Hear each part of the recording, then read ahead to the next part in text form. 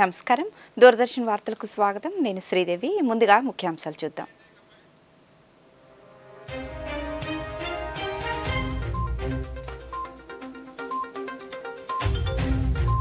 Bharat America దేశాల మధ్య సానుకూలమైన సంబంధాలు ఉన్నాయన్న భారత ప్రధాని నరేంద్ర మోదీ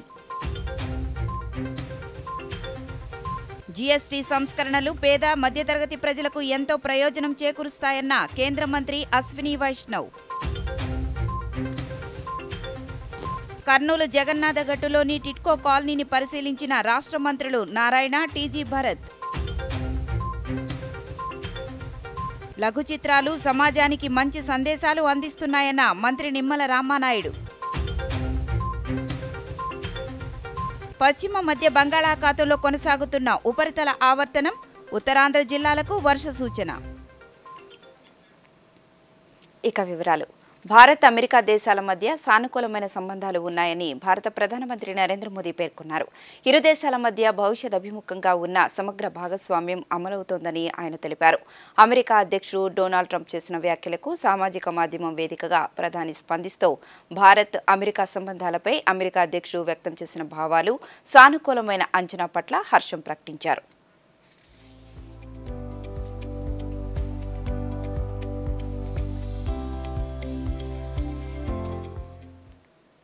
భారత్ అమెరికా దేశాల మధ్య ఒక ప్రత్యేకమైన సంబంధం ఉందని రెండు దేశాల మధ్య సంబంధాలపై ఆందోళన చెందవలసిన అవసరం లేదని అమెరికా అధ్యక్షుడు డొనాల్డ్ ట్రంప్ పేర్కొన్నారు. భారత ప్రధాని నరేంద్ర మోదీ గొప్ప ప్రధానమంత్రి అని ఎన్నటికీ మిత్రులుగానే కొనసాగుతామని డొనాల్డ్ ట్రంప్ పేర్కొన్నారు. అయితే భారత్ రష్యా నుంచి చమురు కొనుగోలు చేయడం పట్ల నిరాశ చెందానని ఆయన పేర్కొన్నారు.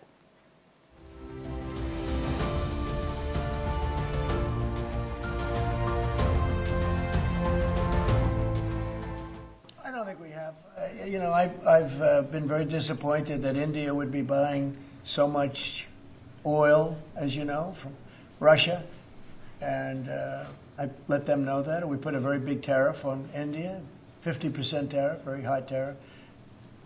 I get along very well with Modi, as you know. He's great. He was here a couple of months ago. In fact, we went to the Rose Garden, and the grass was so soaking wet. It was such a terrible place to have a news conference. I said, well, let's use a beautiful white stone emblematic of the White House, okay? And it's been very well received. But we had a news conference on the grass. That was my last news conference I had on the grass because everybody sunk in. You probably sunk in, every reporter. జీఎస్టీలో తీసుకొచ్చిన సంస్కరణలు దేశ ఆర్థిక వ్యవస్థకు కూడా ప్రోత్సాహాన్ని ఇస్తాయని కేంద్ర సమాచార ప్రసార శాఖ మంత్రి అశ్విని వైష్ణవ్ పేర్కొన్నారు. ఢిల్లీలో ఆయన మీడియాతో మాట్లాడుతూ ఈ సంస్కరణలు ఈ నెల 22 నుంచి అమల్లోకి వస్తాయన్నారు. పేద మధ్యతరగతి ప్రజల ఉన్నతికి కేంద్ర ప్రభుత్వం కృషి చేస్తోందన్నారు. ఈ సంస్కరణలతో మధ్యతరగతి కుటుంబాలకు గణనీయమైన ప్రయోజనం కలుగుతుందన్నారు. దేశవ్యాప్తంగా 140 కోట్ల మంది పౌరులకు లబ్ధిని చేకూరుస్తుందన్నారు. जीएसटी में जिस तरह के सुधार हुए हैं, ये सुधार हमारे देश के 140 करोड़ देशवासियों के जीवन में एक बड़ी राहत के रूप में आए हैं. जीएसटी के रिफॉर्म से देश के आर्थिक उन्नति में भी बहुत बड़ा एक लाभ मिलेगा. अगर हम प्योर इकोनॉमिक्स के पॉइंट ऑफ व्यू से बात करें, हमारी देश की जीडीपी है करीब 330 लाख करोड़ की अभी. इसमें से करीब 202 लाख करोड़ हमारा कंजम्पशन है, 202 आउट ऑफ 330. 202 लाख करोड़ जो कंजम्पशन है, ये अगर जीएसटी के इस छूट के बाद में अगर 10% भी बढ़ता है. గుంటూరు జిల్లా అభివృద్ధిపై కేంద్ర గ్రామీణ అభివృద్ధి కమ్యూనికేషన్ శాఖల సహాయ మంత్రి డాక్టర్ పెమ్మసాని చంద్రశేఖర్ సమీక్షా సమావేశం నిర్వహించారు. ఈ సమావేశంలో జిల్లా అభివృద్ధిపై సమగ్రంగా చర్చించారు. ఈ సందర్భంగా మంత్రి మాట్లాడుతూ గ్రామీణ ప్రజలకు కేంద్ర రాష్ట్ర పథకాలు చిట్టచివరి వ్యక్తి వరకు అందించాలన్నదే లక్ష్యమని తెలిపారు.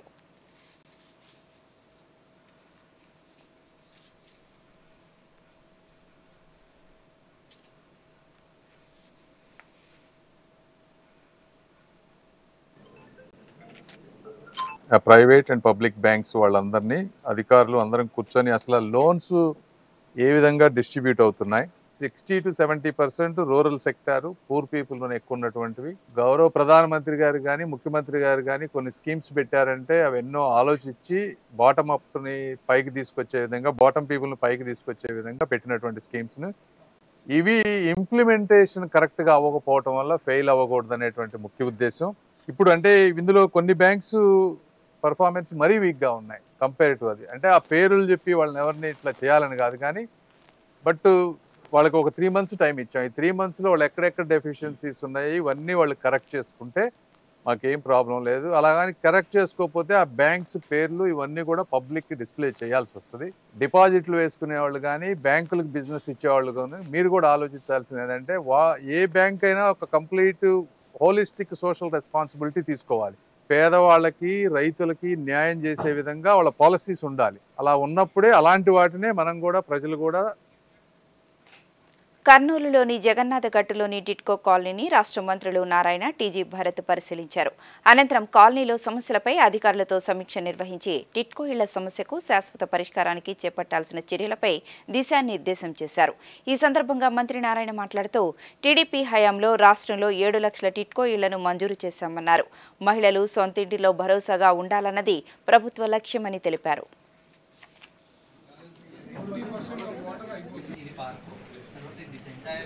అయితే ఈ ప్రభుత్వం వచ్చేటప్పటికి 10 లక్షల కోట్ల రూపాయల ఖజానా ఖాళీ, ఖజానా లేదు, 10 లక్షల కోట్ల అప్పు, ప్రజలు కట్టే ట్యాక్సులు అప్పులు తీర్చడానికి సరిపోతుంది. అయితే అపార అనుభవం ఉన్న ముఖ్యమంత్రి గారు ఈరోజు రాష్ట్రాన్ని ఆర్థికంగా ముందుకు తీసుకుపోతున్నారు. ఇప్పుడు కొద్దిగా బెటర్ అవుతుంది. సూపర్ 6ని దాదాపు సూపర్ 6లో ఉన్న మేజర్ అన్నీ చేయడం జరిగింది. అయితే అన్నా క్యాంటీన్స్ వచ్చి టిట్కో హౌస్ వచ్చి ప్రభుత్వం రాగానే అన్నా క్యాంటీన్స్ ఓపెన్ చేశాం. అవి కాకుండా మరొక 70 అన్నా క్యాంటీన్స్ కూడా ముఖ్యమంత్రి గారు శాంక్షన్ చేశారు. అవి కూడా ఎంతో వేగవంతంగా జరుగుతున్నాయి. కర్నూలులో అయితే 5 జరుగుతున్నాయి, రూరల్ ఏరియాలో కర్నూలు డిస్టిక్లో. అవి కూడా 2 నెలల్లో వాళ్ళు కంప్లీట్ చేస్తామన్నారు. ఈ టిట్కో హౌస్కి వచ్చేళ్ళకి ఇక్కడ 10,000 హౌసెస్ అంటే 40,000 మంది నివసిస్తారు ఇక్కడ. ఇదొక టౌన్షిప్, ఇదొక మున్సిపాలిటీ. అట్లాంటిది ఆపేశారు. యాక్చువల్గా ముఖ్యమంత్రి గారు రాష్ట్రంలో ఉన్న 160 సమాజంలో ప్రజలను చైతన్యపరిచి సామాజిక రుగ్మతలను తొలగించేందుకు లఘు చిత్రాలు వేదికగా నిలుస్తున్నాయని మంత్రి నిమ్మల రామానాయుడు పేర్కొన్నారు. సామాజిక బాధ్యతను గుర్తు చేయడంతో పాటు వినోదాన్ని కలిగిస్తున్నాయని తెలిపారు. పాలకొల్లులో జాతీయ తెలుగు సారస్వత భవిష్యత్తు ఆధ్వర్యంలో 4వ అంతర్జాతీయ లఘు చలనచిత్ర పోటీలు నిర్వహించారు. ఈ సందర్భంగా మంత్రి మాట్లాడుతూ నిడివి తక్కువ ఉన్న లఘు చిత్రాలు సమాజానికి మంచి సందేశాలు అందిస్తున్నాయన్నారు. స్మార్ట్ యువతలో దాగి ఉన్న సృజనాత్మకతను, కొత్త ఆలోచనలను వెలికితీసేందుకు ఇవి దోహదపడుతున్నాయన్నారు.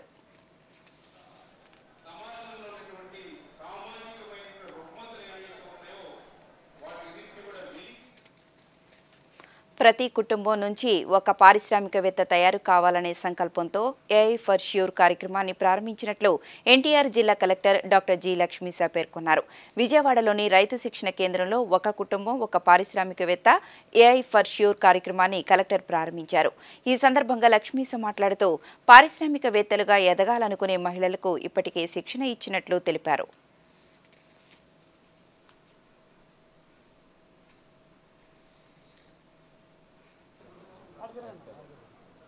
ఎన్టీఆర్ జిల్లాలో గౌరవ ముఖ్యమంత్రి గారు ఇచ్చిన స్ఫూర్తితో 1 ఫ్యామిలీ 1 ఎంటర్‌ప్రెన్యూర్ కాన్సెప్ట్ అయితే ముందుకు వెళ్తున్నాము. దాంట్లో ఇది 2nd ఎపిసోడ్.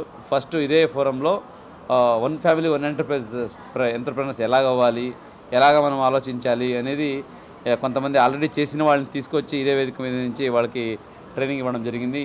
ఇప్పటికే చూస్తే దాదాపుగా 700 మంది లక్పతి దీదీ లాగా వాళ్ళు ఎంటర్‌ప్రెన్యూర్ పెట్టుకొని ఆల్రెడీ యాక్టివిటీస్ మొదలుపెట్టారు. ఇప్పుడు 2nd ఎపిసోడ్గా ఈరోజు ఏఐ ఫర్ షూర్ అనే కాన్సెప్ట్ ముందుకు వెళ్తున్నాము. ఇప్పుడు ఈ డిజిటల్ యుగాన్ని వాడుకొని, అలాగే గౌరవ ముఖ్యమంత్రి వారు ఎప్పుడు చెప్తుంటారు మనం ఇన్నోవేటివ్గా ఆలోచించాలి. ఎప్పుడు మనము క్రియేటివ్గా ఆలోచిస్తే కంపల్సరీగా పబ్లిక్కి మనం రీచ్ అవుతాము, మార్కెట్ పెరుగుతుందని చెప్తారు. సో ఫర్ ఎగ్జాంపుల్ ఇప్పుడు చూసుకుంటే వీళ్ళు చూడండి ఎంత చక్కగా వెంకటేశ్వర స్వామి చేశారా. ఇది కేవలం పేపర్తో చేశారు, కంప్లీట్ ఎకో ఫ్రెండ్లీ, ఒక్క పీస్ కూడా ప్లాస్టిక్ లేదు దీంట్లో. ఇంత చక్కని ప్రోడక్టు మనకు ఇంటర్నెట్లో కానీ సోషల్ మీడియాలో కనుక మనకు కనిపించకపోతే చాలామందికి ఇది దొరకదు. ఓకే, ఇప్పుడు వీళ్ళు ఎలాగ దీన్ని మార్కెట్ చేసుకోవాలి, దీనికి ఎలాగ ఆర్టిఫిషియల్ ఇంటెలిజెన్స్ ఉపయోగపడుతుంది అనేది ఈరోజు వర్క్షాప్ పెట్టి తూర్పుగోదావరి జిల్లా న్యాయ సేవాధికార సంస్థ ఆధ్వర్యంలో రాజమహేంద్రవరం జిల్లా కోర్టు ఆవరణలో చైల్డ్ ఫ్రెండ్లీ చట్టపరమైన సేవలు 2024పై అవగాహన కార్యక్రమం నిర్వహించారు. ఈ కార్యక్రమంలో పాల్గొన్న జిల్లా ప్రధాన న్యాయమూర్తి డిఎల్ఎస్ఏ చైర్మన్ గంధం సునీత మాట్లాడుతూ రాజ్యాంగం సమాజంలోని ప్రతి వర్గానికి సమాన న్యాయం కల్పించిందన్నారు. ఈ చైల్డ్ ఫ్రెండ్లీ యాక్ట్ 2024 పిల్లల రక్షణలో ఒక పెద్ద ముందడుగన్నారు. స్కీమ్స్ లో 2015 child friendly and protection scheme అనేది ఒకటి 2015 లో, ఆ తర్వాత డిఫరెంట్లీ ఏబుల్డ్ చిల్డ్రన్ అనేది 2021 లో 2 స్కీమ్స్ ఉన్నాయి. ఇప్పుడు ఆ రెండింటిని కన్సాలిడేట్ చేసి చైల్డ్ ఫ్రెండ్లీ స్కీమ్ కిందే 2024ని రూపొందించడం జరిగింది. దీనిలో మనకి డీల్ చేయబడే చట్టాలు ఏమైతుంటే POCSO act, JJB act, physical differently abled persons act, అలాగే downtrodden, sexual assault, minor importation, ఇలాంటివన్నీ కూడా చట్టాలు రిలేటెడ్ ఉంటాయి. స్కీమ్స్ కూడా పిల్లలకు సంబంధించినవి, మైనర్ పిల్లలు, డ్రాప్ అవుట్స్, వాళ్ళకి పేరెంట్స్ లేని వాళ్ళు, అలాగే సెక్సువల్గా అబ్యూజ్ అయిన వాళ్ళు, చైల్డ్ మ్యారేజెస్ చేసేవాళ్ళు, డిఫరెంట్ టైప్స్ అంటే హీరింగ్ ఇంపైర్స్ కానీ, అలాగే జన సురక్ష పథకాలకు దరఖాస్తు చేసుకునేందుకు జూన్ 1 నుంచి మార్చి నెలాఖరు వరకు అవకాశం ఉన్నట్లు నెల్లూరు జిల్లా lead bank manager S Manishekhar తెలిపారు. బ్యాంకు ఖాతాదారులు ఈ సదుపాయాన్ని వినియోగించుకోవాలని సూచించారు. నెల్లూరులో ఆయన మాట్లాడుతూ బీమా సదుపాయాన్ని అందించే ఈ పథకాలు 70 సంవత్సరాల వయసు వరకు అందరికీ వర్తించే విధంగా కేంద్రం అవకాశం కల్పించిందన్నారు. ఒకసారి దరఖాస్తు చేసిన తర్వాత ఏటా రెన్యువల్ యథావిధిగా జరిగిపోయే విధంగా పథకాన్ని రూపొందించారని వివరించారు. మార్చి 31 నాటికి ఖాతాలో 500 రూపాయలు బ్యాలెన్స్ ఉన్నట్లయితే జనసురక్ష పథకాలకు సంబంధించిన వార్షిక ప్రీమియం ఆయా బీమా విభాగాలకు బ్యాంకుల నుంచి జమ చేయబడుతుందన్నారు.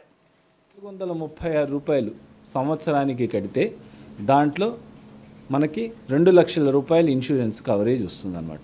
దీనికి ఏంటంటే 18 నుంచి 50 ఏళ్ల వయసు మధ్యలో ఉండేవాళ్ళు అర్హులు. దీంట్లో ఏమవుతుందంటే డెత్ అనేది నార్మల్ డెత్, వాళ్ళకి ఏ విధంగా డెత్ సంభవించినా వాళ్ళకి 2 లక్షల రూపాయలు ఆ కుటుంబానికి గవర్నమెంట్ తరఫున ఈ ఇన్సూరెన్స్లో వస్తుంది. ఇంకొక ఇన్సూరెన్స్ ఏంటంటే ఓన్లీ 20 రూపాయలకే కవర్ చేస్తుంది, అది 70 సంవత్సరాల దాకా ఉంటుంది. సో దీంట్లో ఏంటంటే యాక్సిడెంటల్ ఇన్సూరెన్స్, ఈ యాక్సిడెంటల్ ఇన్సూరెన్స్కి కూడా 2 lakhs రూపీస్ ఇన్సూరెన్స్ ఇస్తారనమాట. దీంట్లో ఏంటంటే 70 ఏళ్ల వరకు అందరూ దీంట్లో కవర్ అవుతారు. ఈ 436 ప్లస్ 20 రూపాయలు రెండు కానీ కట్టుకున్నారంటే సో యాక్సిడెంటల్లో ఏమైనా జరిగినప్పుడు మొత్తం 400. రహదారులు వెడల్పు చేయడం ద్వారా అభివృద్ధి వేగవంతమవుతుందని అమదాలవలస శాసనసభ్యులు కూన రవికుమార్ పేర్కొన్నారు. నియోజకవర్గంలోని సరుబుజ్జిలి జంక్షన్లో రోడ్ల విస్తరణ, కొత్త సీసీ రోడ్ల నిర్మాణానికి శంకుస్థాపన చేశారు. ఈ సందర్భంగా ఆయన మాట్లాడుతూ 12 కోట్ల రూపాయల ఉపాధి హామీ నిధులతో రహదారి నిర్మాణ పనులను చేపట్టామన్నారు. ఈ అభివృద్ధి పనులతో చుట్టుప్రక్కల ప్రాంతాలకు రవాణా సులువవుతుందన్నారు.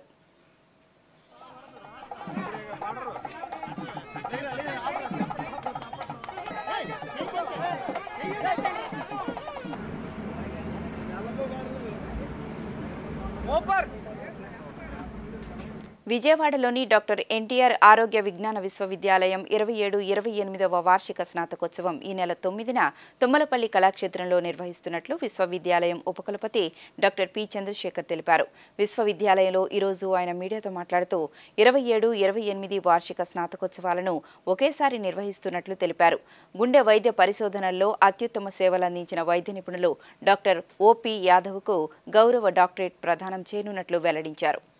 Convocation on 9th of September at Tummalapalli Kalakshetram, where our Chancellor Sri Abdul Nazir Saab is coming, and also we are awarding a Doctorate of Science Award to Dr. O.P. Yadav. He is a very senior most cardiothoracic surgeon from National Heart Institute from New Delhi, and he is a very senior most, and also is also editor of the many journals, and from the university we have been honoring him. And apart from this, we are almost 120 gold medals and also 45 silver medals. ఇప్పుడు ప్రకటనలు. మేము ఇంట్లో గుడ్లు పెట్టకుండా మమ్మల్ని ఎవరు ఆపలేరు. నేను ఆపగలను. నీకు తెలీదా మేము ఏడీస్ దోమలమని? మేము డెంగ్యూ చికెన్ గునియా అని వ్యాపింపజేస్తాం. మాస్టర్ గారు స్కూల్లో డెంగ్యూ నుండి నివారణ కోసం అన్ని వివరాలు చెప్పారు. అవునా బాబు, మాకే ఛాలెంజా? గుడ్డు తప్పకుండా పెట్టి తీరుతాను. పెట్టనివ్వను. అయ్యో, ఇక్కడంతా శుభ్రంగా ఉంది. డెంగ్యూ నుండి నివారణ కోసం కూలర్లోని నీళ్లను ప్రతి వారం మార్చండి. బకెట్ ఇంకా ట్యాంకులని చాలా జాగ్రత్తగా మూసిపెట్టండి. మొత్తం శరీరం నిండా బట్టలు వేసుకోండి. దోమలు కుట్టకుండా క్రీమ్, కాయిల్ లేదా అగరబత్తిని ఉపయోగించండి. డెంగ్యూతో పోరాటం అంటే డెంగ్యూ నుండి ముక్తి. जन जन का रखे ध्यान, टीबी मुक्त भारत अभियान। जब सुरक्षित हैं वे लोग जिन्हें अधिक है टीबी होने की संभावना, तभी साकार होगी टीबी मुक्त भारत की कामना। पहले से मौजूद स्वास्थ्य परिस्थितियाँ टीबी होने की संभावना को बढ़ा सकती हैं। इस वर्ग में आप या आपका परिवार भी हो सकता है। इस समूह में आते हैं वे लोग जिन्हें पिछले 5 वर्ष में टीबी हुआ हो, 60 वर्ष या उससे अधिक आयु, धूम्रपान या शराब का सेवन करने वाले, कुपोषित, टीबी निकट संपर्क हुआ हो, मधुमेह रोगी, HIV से पीड़ित लोग। तो टीबी के लक्षण होने पर तुरंत अपनी जांच कराएं। अगर टीबी ना हो तो जरूरत पड़ने पर टीबी प्रिवेंटिव थेरेपी से सुरक्षित हो जाएं। अन्यथा निशुल्क दवा और उपचार का लाभ उठाएं। आइए हम सब मिलकर देश को टीबी मुक्त बनाएं। Treat every TB patient best at the very first opportunity. स्वास्थ्य एवं परिवार कल्याण मंत्रालय द्वारा जनहित में जारी।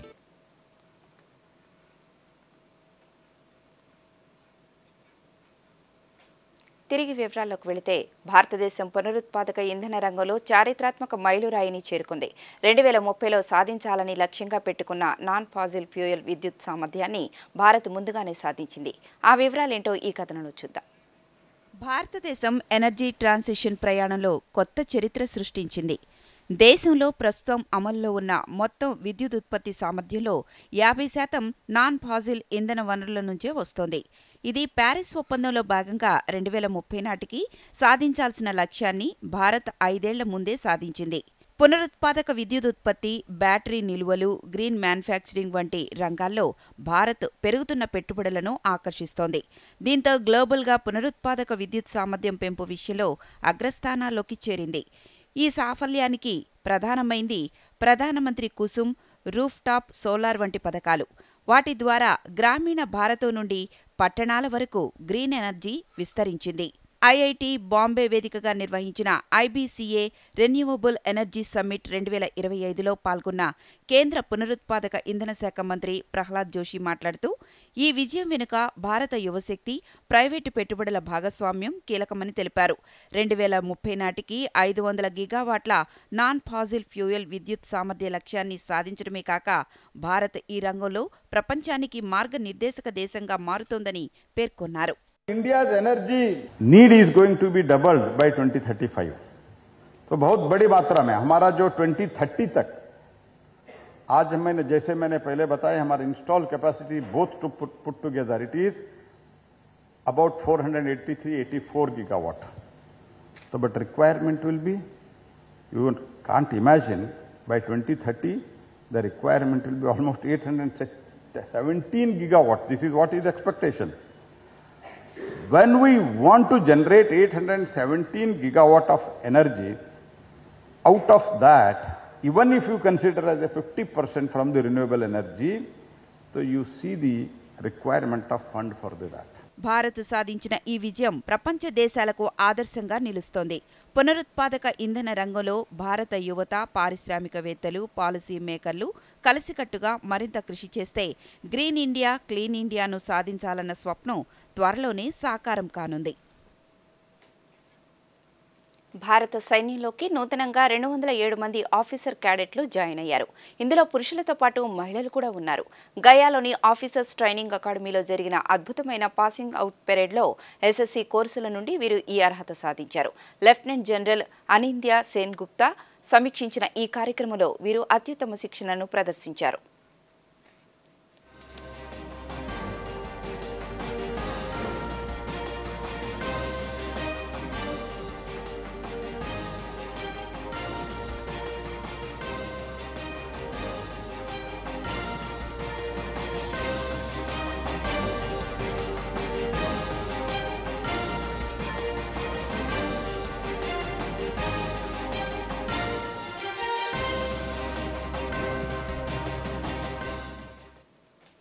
హిమాచల్ ప్రదేశ్లోని యాపిల్ సీజన్ ప్రారంభం కానుంది. దీంతో కిన్నౌర్లోని సాంగ్లా లోయలోని యాపిల్ను పండించే రైతులు ఈ ఏడు రాబోయే దిగుబడి పట్ల ఉత్సాహంగా ఉన్నారు. బహుళ ప్రజాదరణ పొందిన కిన్నౌర్ యాపిల్పై ప్రత్యేక కథనాన్ని ఇప్పుడు చూద్దాం.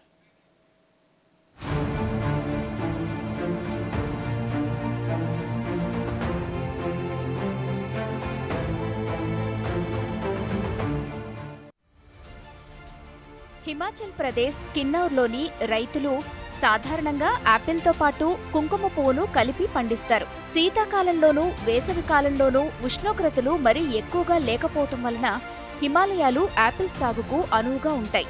కాబట్టి సహజమైన తీపితో ఉండటమే కాకుండా ఎక్కువ కాలం నిల్వ ఉండే స్వభావాన్ని కలిగి ఉంటాయి. ప్రధానమంత్రి నరేంద్ర మోదీ తన మన్ కీ బాత్ కార్యక్రమంలో కిన్నౌర్ యాపిల్ సాగుతో పాటు కుంకుమ పువ్వు సాగును ప్రశంసించారు.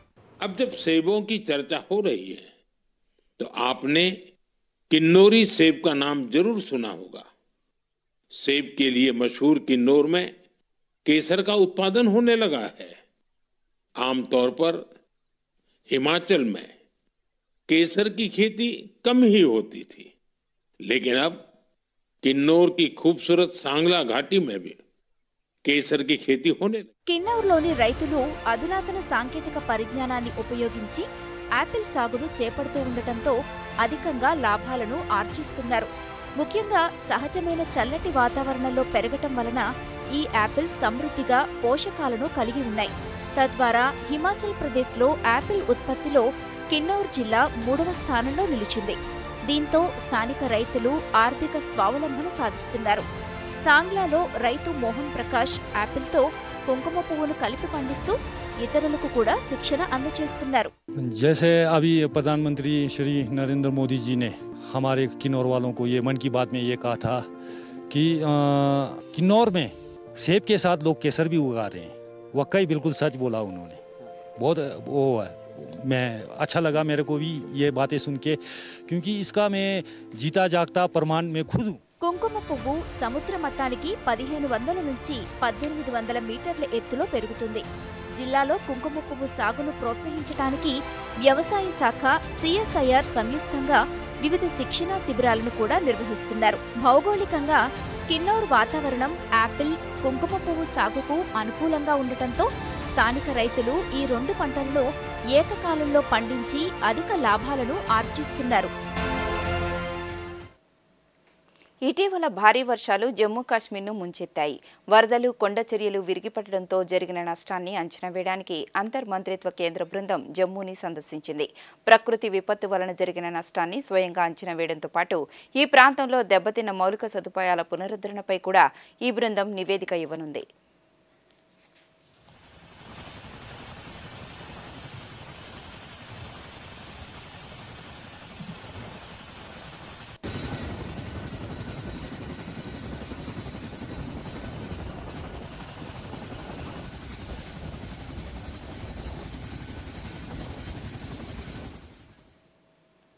ఉత్తరాఖండ్లో చార్ధామ్ యాత్ర తిరిగి ప్రారంభమైంది. హిమాలయాలలోని 4 పవిత్ర స్థలాలైన యమునోత్రి, గంగోత్రి, కేదార్నాథ్, బద్రీనాథ్ వెళ్లే మార్గాలు తెరుచుకున్నాయి. గత కొద్ది రోజులుగా ఎడతెరిపిలేని వర్షాలు కురుస్తుండటంతో యాత్రను తాత్కాలికంగా నిలిపివేశారు. నిన్నటి నుంచి వాతావరణ పరిస్థితులు మెరుగుపడడంతో యాత్రికులు తమ యాత్రను తిరిగి ప్రారంభించారు.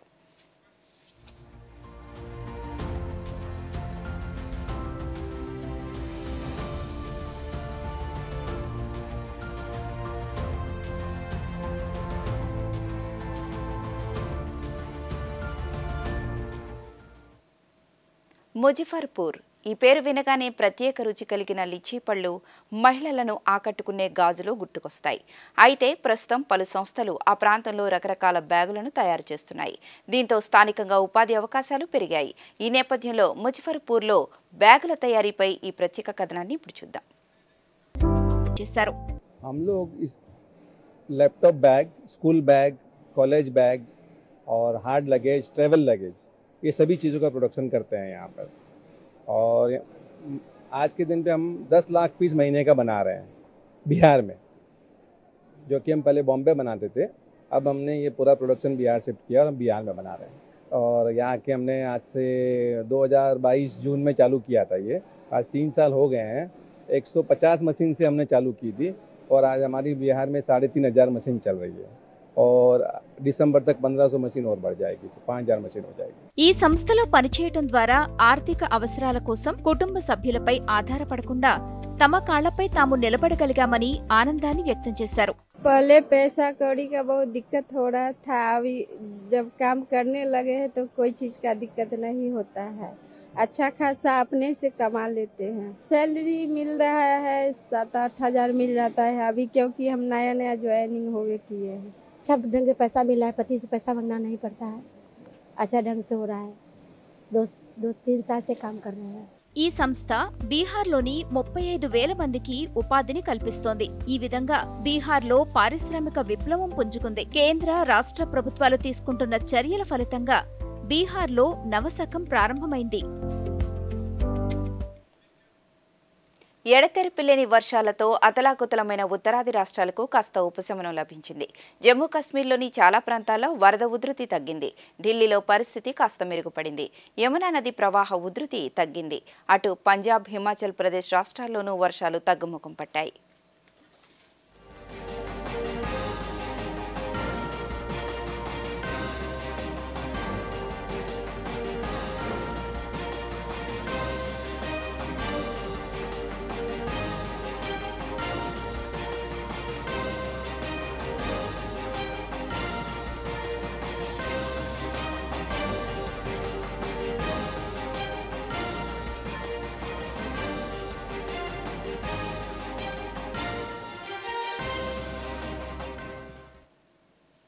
ఇక వాయువ్య బంగాళాఖాతం, దానిని ఆనుకొని ఉన్న పశ్చిమ మధ్య బంగాళాఖాతంలో దక్షిణ ఒడిశా, ఉత్తరాంధ్ర తీరాల మీదుగా ఉపరితల ఆవర్తనం కొనసాగుతుందని రాష్ట్ర విపత్తు నిర్వహణ సంస్థ మేనేజింగ్ డైరెక్టర్ ప్రఖర్ జైన్ తెలిపారు. ఆవర్తన ప్రభావంతో రేపు శ్రీకాకుళం, విజయనగరం, పార్వతీపురం మన్యం, అల్లూరి సీతారామరాజు, విశాఖ జిల్లాల్లో అక్కడక్కడ తేలికపాటి నుంచి మోస్తరు వర్షాలు కురిసే అవకాశం ఉందని అధికారులు తెలిపారు.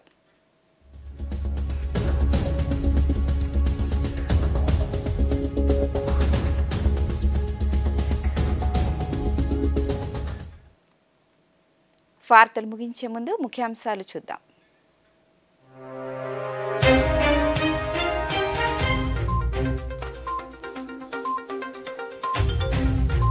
భారత్, అమెరికా దేశాల మధ్య సానుకూలమైన సంబంధాలు ఉన్నాయన్న భారత ప్రధాని నరేంద్ర మోదీ. జీఎస్టీ సంస్కరణలు పేద, మధ్యతరగతి ప్రజలకు ఎంతో ప్రయోజనం చేకూరుస్తాయన్న కేంద్ర మంత్రి అశ్విని వైష్ణవ్. కర్నూలు జగన్నాథగట్టులోని టిట్కో కాలనీని పరిశీలించిన రాష్ట్ర మంత్రులు నారాయణ, టీజీ భరత్. లఘు చిత్రాలు సమాజానికి మంచి సందేశాలు అందిస్తున్నాయన్న మంత్రి నిమ్మల రామానాయుడు. పశ్చిమ మధ్య బంగాళాఖాతంలో కొనసాగుతున్న ఉపరితల ఆవర్తనం, ఉత్తరాంధ్ర జిల్లాలకు వర్ష సూచన. ఈ వార్తలు ఇంతటితో సమాప్తం. నమస్కారం.